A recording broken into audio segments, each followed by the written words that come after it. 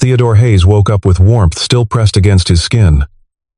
His arm was wrapped around a body nestled close to his chest, too close, too real to be anything left over from a dream. When she shifted, dark hair sliding across his shoulder like silk unraveling in slow motion, his breath stopped entirely. It was Corenza Whitmore, the woman who ran the company, the woman who had never once let anyone inside the invisible walls she had spent years building around herself with careful, deliberate hands. For a few seconds, neither of them moved. Then they both understood the same terrible thing at once. Their clothes were scattered across the floor, their hearts were still beating too fast, and neither one of them could remember how the night had started. What happened in those missing hours, and who was really in control of this story? Theodore's first instinct was not panic. That surprised him later, when he had the distance to think about it clearly. His first instinct was to go still the way he did when his daughter Lily woke from nightmares and needed the room to be calm before anything else could happen. He had spent 6 years training himself to be the steady presence in a world that kept accelerating without asking his permission, and that training did not abandon him now, even here, even in this. He was a man who had learned to postpone his own reaction until the reaction was actually useful. That was not avoidance, it was a discipline. And it had gotten him through things that would have leveled someone without it. He lifted his arm slowly. The movement was measured, deliberate, the kind that carried no announcement, gave nothing away. Corenza did not startle. She simply went rigid, the way a person does when they have already been awake for some time, and have been waiting in careful silence to see what the other person would do first. She sat up without looking at him. Her posture was perfect despite everything, spine straight, chin level, as if the body remembered its own armor even when the mind was still catching up to the morning. She scanned the room in one practiced sweep. The window, the door, her phone on the nightstand, the clothes on the floor, the 2 empty glasses on the side table. Her expression did not shift. It was the face of someone who had survived enough difficult mornings to know that the first rule was always, do not let anyone see the moment you are afraid. Fear is a private thing. You manage it privately. Theodore sat up on his side of the bed and said nothing. The silence lasted long enough to become its own kind of conversation. He noted the details that mattered and cataloged them without flinching. The room was his hotel room, booked for the company's annual strategy conference, a 2-day event at a resort property an hour outside the city. There was no sign of anything forced, nothing overturned, nothing that suggested a struggle or a decision made in anger or desperation. Whatever had happened had not been violent. Whatever had happened had been, on some fundamental level, chosen. By both of them. That was the part he could not look away from. And the part she was currently trying to construct an architecture around. Corenza reached for her phone first. She checked the time, scanned the screen with eyes that revealed nothing, and set it back down with the precise placement of someone who had already decided what the morning required of her. Then she looked at him, not warmly, not coldly, but with the particular assessment of someone who is calculating forward from a position they never intended to occupy, mapping the distance between where they are and where they need to be. This, she said finally, her voice flat and even as a ruled line, does not exist. It was not quite a question and not quite a statement. It was the beginning of a wall being constructed in real time, brick by deliberate brick, right in front of him. He watched her build it and understood it completely, because it was the kind of wall he would have built himself if he had the luxury of being the one in power here. Theodore looked at her, really looked at her, longer than was professionally advisable, and understood with precision the nature of the danger he was standing in. Not danger from her, not exactly.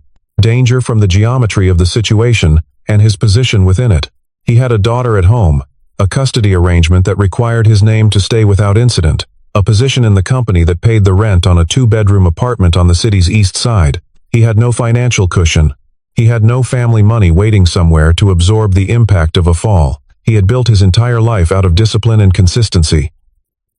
And a single, uncontained story could dismantle it with a thoroughness that left nothing standing. Agreed, he said. She turned toward him for the first time with something close to full directness. Her eyes were dark, unreadable at the surface. And for just a fraction of a second, something moved through them that had no professional name and was clearly not something she intended to let stay visible. Then it was gone. The wall finished its first course. Theodore Hayes was 34 years old and had been raising Lily alone since she was 8 months old. He did not discuss this at work. He did not discuss much at work beyond what the work required. He arrived on time every morning, performed his responsibilities with precision and without drama, left at 5:15 to reach the after-school program before closing, and went home to cook dinner and help with second-grade mathematics and read exactly one chapter of whatever book they were working through before lights went out at 8:30. He had built a structure for his life, and he lived inside it, the way some people lived inside of faith, not because it was easy, but because he understood that the structure was what made everything else possible. Without it, he was not sure what held. He worked in operations analysis at Whitmore Holdings, a mid-level position on the fourth floor of the company's downtown office that kept supply logistics running smoothly, without ever placing a face on the function. He had a reputation in his small team for catching errors before they compounded, for being the person who did not need to be asked twice and did not need to be thanked, for keeping the kind of steady presence in a department that made things work without drawing attention to how they worked. It was not glamorous work, but he had never required glamour. He required structure, routine, and the ability to be home by 5:15. He had never been in a direct meeting with Corenza Whitmore. He had passed her twice in the elevator over the span of 2 years. On both occasions, she had been reading from her phone and had not glanced up. He was, in the plainest terms, invisible to her, a reliable process running inside a machine she owned and directed, but did not examine at the level where Theodore existed, which meant that on the morning in question, they were not two people with a complicated history. They were two people with almost no history at all. They were strangers who had somehow ended up in a position that only made sense if the word strangers was no longer accurate. That was precisely what made the hotel room so impossible to categorize. Corenza Whitmore had built her first company at 26 and sold it at 29, using the capital to seed Whitmore Holdings before her 30th birthday. She was now 32 and ran an organization with over 4,000 employees across 11 regional offices. She was not cold by nature. The few people who had known her long enough to see behind the professional presentation understood this clearly, but she had learned to perform coldness with such consistent precision over the years that the performance had long since calcified into something that functioned like the real thing. She wore it the way other people wore a coat. Eventually you forgot you had it on. She did not believe in romantic entanglement within a professional context. She did not believe in romantic entanglement anywhere, if she was being fully honest with herself, which she generally avoided. She believed in contracts, in deliverables, in the clean and legible geometry of a well-structured agreement. Feelings were a variable she had learned, over a decade of expensive lessons, to isolate and neutralize before they could introduce error into a result she cared about. She had a private word for it: staying operational, and she had stayed operational through everything the past decade had presented her with. The morning in the hotel room was not operational. That was the simplest and most devastating summary she could produce. 2 days later, back in the city, the silence between them had its own architecture, not hostile, not warm, simply structured. Corenza had sent nothing. He had sent nothing. The incident existed in a sealed compartment they had each, separately and without discussion, agreed not to open, except that the compartment had begun, almost immediately, to leak. Theodore found this out on a Tuesday when he was called to the 6th floor to review a logistics discrepancy and passed Corenza in the corridor near the executive conference suite. She was mid-stride, absorbed in a tablet she was carrying, and he had time to register her presence and compose his expression before she looked up. She looked at him for exactly 1 beat too long before she looked away and continued walking. It was barely a thing, a fraction of a second, easily explainable by coincidence or simple recognition. But Theodore had spent 6 years reading the small signals that mattered in a world where the large ones were rarely offered, and he knew what that fraction meant. She remembered something. Not everything, but something. He remembered things too, though they came in disconnected fragments rather than continuous sequence. A particular quality of light in what had been a quieter section of the resort's interior lounge. A glass of something he did not usually drink, sitting in front of him on a bar top he did not recall consciously approaching. Her voice lower than any professional register he had heard from her before, stripped of its executive precision, carrying a quality of unguardedness that he would not have associated with her if someone had tried to describe it to him in advance. A third fragment, sharper and more specific, her hand resting on the bar surface, close to his, and the particular quality of stillness that occupied the space between them. In that moment, the kind of stillness that was not absence, but accumulation. Something building toward a decision that neither of them had named yet.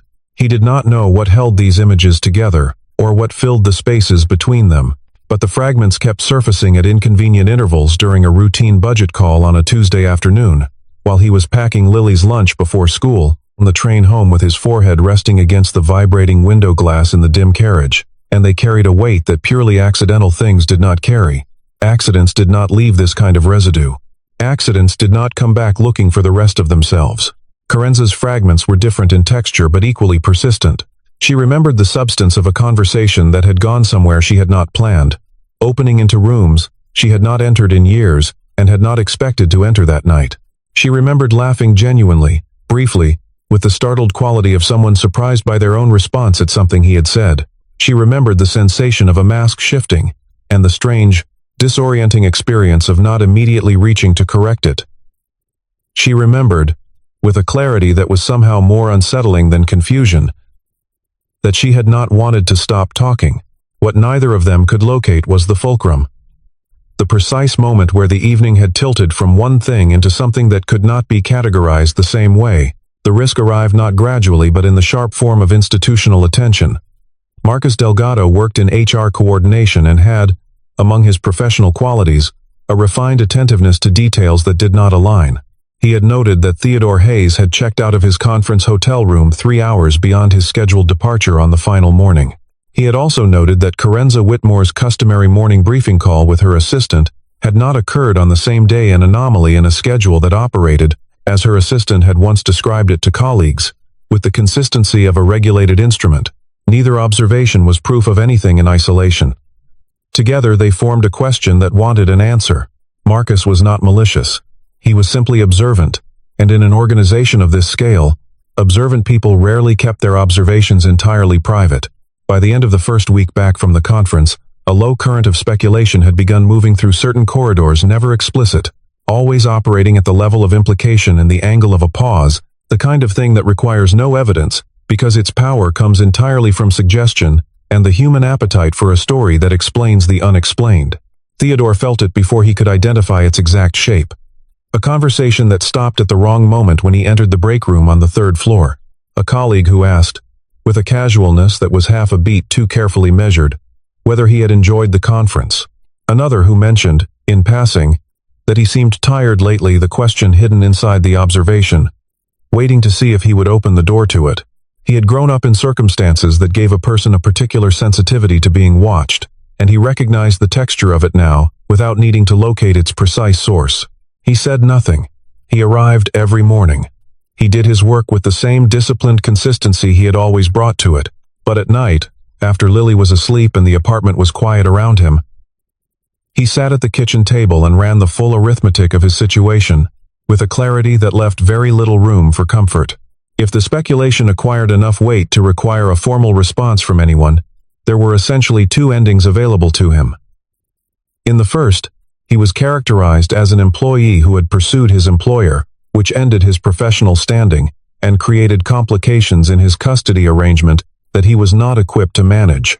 In the second, the truth emerged in a context he could not control, which ended him differently but no less completely, because no one would comfortably believe that the CEO of Whitmore Holdings had been an equal and willing participant in something she had not engineered. There was a third possible ending. He acknowledged to himself on the 3rd night of running this arithmetic. The third ending was that nothing happened, that the speculation faded, that the compartment held, that both of them continued in their separate orbits, and the night at the conference became one of those sealed and pressurized things that a person carried quietly for years without examining too closely. He had seen people build entire lives around that kind of unexamined thing. He was not sure he was capable of it. He did not blame Corenza for this arithmetic. That was the part that would have surprised an outside observer. He understood her position with the same clear-eyed precision he applied to his own. She had everything to protect, as he did, only the scale was different. The security footage question resolved itself on a Thursday, when Corenza's head of corporate security confirmed that the corridor camera outside Theodore's room had been offline for routine maintenance during the relevant window. A coincidence. Not arranged by either of them, simply the kind of administrative accident that occasionally works in a person's favor without their having done anything to deserve it. She had not arranged it. He had not arranged it. It was simply a door that had been unlocked when it might have been locked, and nobody had noticed until the question became whether the record existed. She did not feel relieved exactly. What she felt was more like the removal of one layer of noise, leaving behind a quieter and less manageable signal underneath. Relief would have meant the problem was resolved. This was not that. This was the problem becoming clearer. With the footage question removed, the external explanations had begun, one by one, to exhaust themselves. There was no evidence to manage. There was no record that required handling. What remained was only the question of what had actually happened and the growing, uncomfortable awareness that the answer lived somewhere inside both of them and refused to stay in its compartment. It was not the kind of thing that could be sealed in and left there. Sealed things have pressure, and pressure eventually finds its way out. Theodore was the one who finally said it, not to her but to himself, alone in his apartment on a Friday night, while Lily slept down the hall and the city made its usual unremarkable sounds outside the window. He said it plainly, without ceremony. Something real happened. Not a mistake. Not a lapse in judgment requiring management or a momentary failure of professional discipline, something that a part of both of them had allowed because another part had wanted it to exist. He was not sure what to do with that. He was not sure it led anywhere worth going, but he stopped pretending he didn't know it, because pretending had never been something he was particularly good at, and he was too tired to get better at it now. Corenza Whitmore had not cried in front of another person in 11 years. She knew the exact date because it had been the night her business partner and former fiancé had walked out of their shared office carrying the full client list and half the company's intellectual property, and she had made herself a promise in the silence that followed that she had kept, without exception, for every year since. She had rebuilt from that. She had rebuilt faster and with greater precision than anyone who had watched the process had expected, and the person she had become in the years since was formidable, self-sufficient, and in the quiet recognition, she rarely allowed herself profoundly isolated. She had decided that the isolation was strength. She had decided it often enough, and with enough conviction that she had almost stopped noticing it was also loneliness. The particular loneliness of a person who has made themselves too capable to need anything, and who has forgotten over time what needing something felt like. Theodore had not known any of this when the conference dinner ended, and the main hall thinned, and somehow they had both ended up in the same quiet corner of the resort's interior, lounge him with a drink he had accepted out of social habit, and her with a glass of water she was not drinking, her phone face down on the table for the first time he had ever witnessed it placed that way. It seemed like a small thing. It was not a small thing. Corenza Whitmore's phone was always face up. The fact that it was face down meant she had decided, for whatever reason, not to be available to it. He would have walked past. He had been about to walk past, but she had looked up, and something in the look, not invitation exactly, but the absence of the usual professional dismissal, had caused him to pause long enough that walking away became a more deliberate choice than staying. "You don't have to stand there," she said. He sat. The conversation had been ordinary for the first portion of it, cautious professional small talk that neither of them particularly needed but both of them were trained to produce. And then he had said something about Lily, something small and specific. The way his daughter had asked him that week why some fathers were absent, and how he had tried to answer honestly without making the answer heavier than it needed to be. Corenza had listened with a quality of attention he had not anticipated, the kind that did not perform itself, that simply existed and made room without announcing that it was making room. "I stopped knowing what I actually wanted a long time ago," she said after a silence that was more comfortable than it had any right to be. "I'm genuinely not sure I would recognize it if it came back." She said it the way a person says something they have been carrying alone for long enough, that the weight has become invisible, even to themselves, not as a confession, not as a request for anything, simply as a fact she had not said out loud before. He had not offered a solution, or a reframe, or the kind of careful professional empathy that would have kept everything safely at a distance. He said, "That sounds exhausting." She laughed briefly, genuinely, with the startled quality of someone surprised by their own response, and the mask shifted, and she did not reach for it. The rest of the evening unfolded slowly. A walk along the quieter outdoor paths of the resort property. A conversation that kept opening into rooms neither of them had intended to enter. Her telling him, without self-pity, about the business partner who had taken everything and the particular way that betrayal had rewritten what she believed about people.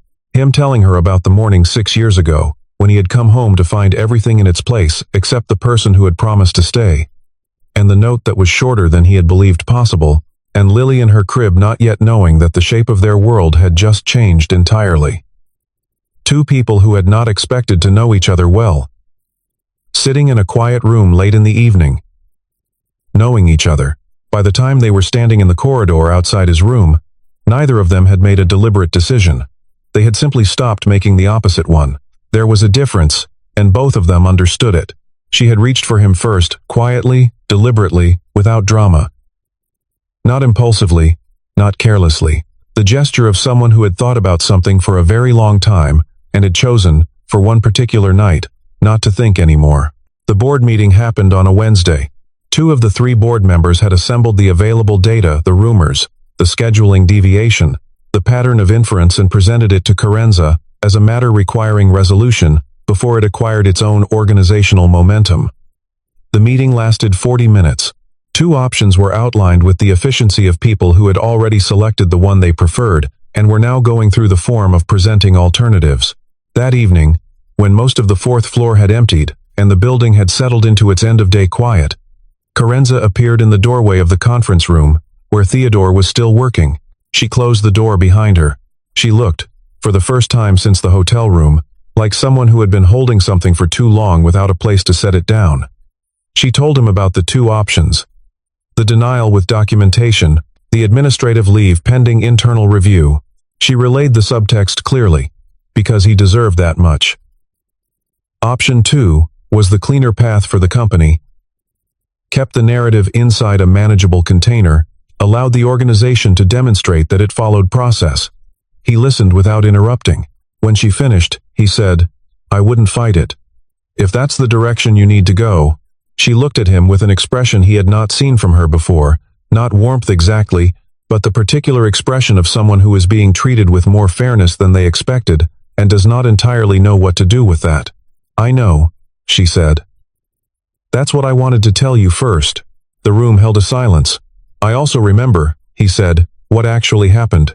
Corenza stood at the conference room window and let herself be still for a moment, without managing the stillness into something useful. She had spent 11 years being the most capable person in every room she entered. The person who always knew what needed to be done, and did it without requiring anyone else's help or permission. She had built a company, absorbed a betrayal that would have ended most people's willingness to try again, and constructed an entire professional identity around the principle that the gap between what a person felt and what a person chose to do was a gap she could always control. She was not sure that was still fully true. Theodore had not threatened her. He had not leveraged the situation, had not made a single move in the weeks since the hotel room to use what he knew as currency. He had simply gone to work every morning, performed his responsibilities with the same unhurried precision he apparently brought to everything, and gone home to his daughter. He had asked for nothing. He had expected nothing. She was not accustomed to people who asked for nothing. In her experience, everyone eventually asked. The asking was simply often wrapped in something that looked like generosity or affection, until the invoice arrived. "Tell me," she said. Her voice had lost its executive shaping. It was the voice from the lounge, lower, quieter, belonging to a different version of herself than the one the company saw. He told her. The full sequence. In the order he had been able to reconstruct it across the previous weeks. The conversation about Lily, the things she had said about not knowing what she wanted anymore, the walk, the doors, the conversation kept opening. Her hand reaching for him, first deliberate, chosen, belonging entirely to her. When he finished, the silence was not uncomfortable. It was the silence of 2 people recognizing something together rather than managing something separately. "I wasn't out of control," she said. It was not a denial. It was something settling into clarity. "I knew exactly what I was doing." "I know," he said. "So did I."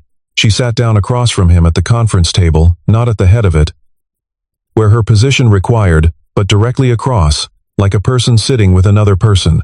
She was quiet for a long moment, and he let her be quiet, because he had learned 6 years ago that some things needed the space to arrive at their own pace, without being directed.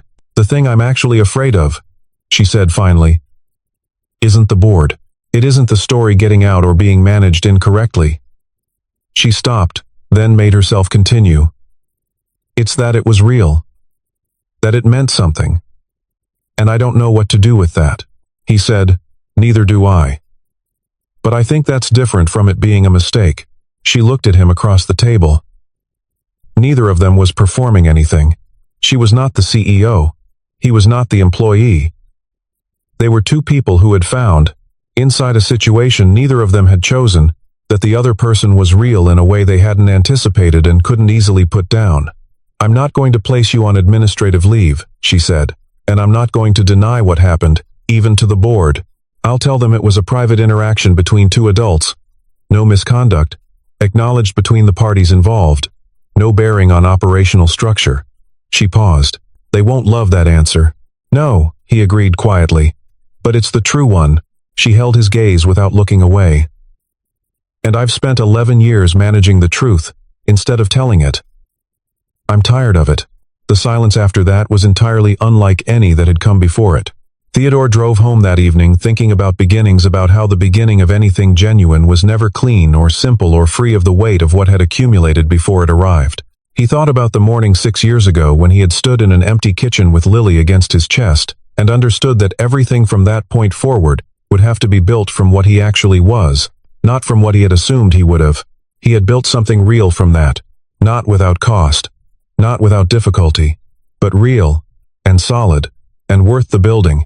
Even on the mornings when he could not quite see the shape of it yet, he did not know what this was. He did not know if Corenza could do what would need to be done, or if he had the patience that a person shaped by her particular history would require. He did not know if the story that had started with 2 empty glasses and missing hours was a story that went somewhere worth going, but he knew with the bone-level certainty he brought to the things that mattered that it was not a mistake, that the conversation in the quiet lounge had been real, that the woman who had laughed with genuine surprise at something he said, and admitted she didn't know what she wanted anymore, was someone he had actually seen, in the uncommon way that people rarely manage to see each other, even when they were trying. He parked in front of his building.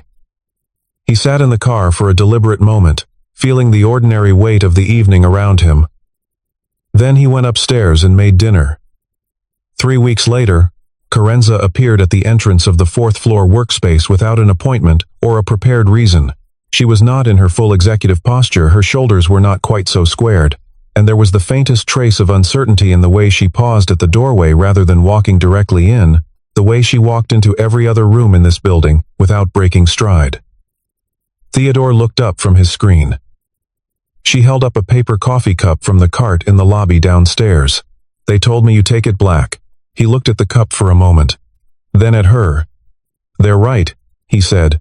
She crossed the room and set the cup on the corner of his desk, and she did not immediately leave, and he did not immediately return to his screen. The space between them held something now, not the fraught, electric charge of the hotel room morning, not the brittle tension of the weeks that followed, but something slower and more tentative, the quality that early light has in the first minutes before you are fully certain it is going to hold, a beginning that had not yet agreed with itself that it was one. "I told my assistant I was reviewing 4th-floor operations," she said. "Are you? Probably not for very long." A pause. "I wanted to see if you were still here." He considered that for a moment. "Still here," he said. She nodded. Once. Without performance. She looked at him the way she had in the lounge, unguarded, unhurried, allowing herself to be seen without immediately reaching for something to put between herself and the experience of it, not making any promises, not closing any doors. Simply standing in an ordinary room on an ordinary afternoon, choosing to be in the same space as someone who had seen her without her armor, and had not used that against her. She turned toward the exit, and then she did not quite leave. She paused at the doorframe, one hand resting lightly against the edge, and glanced back at him with an expression that held, beneath its careful surface, the faint outline of something only just beginning. Not a declaration, not an arrival. A door, left open, by someone who had spent a very long time keeping them closed.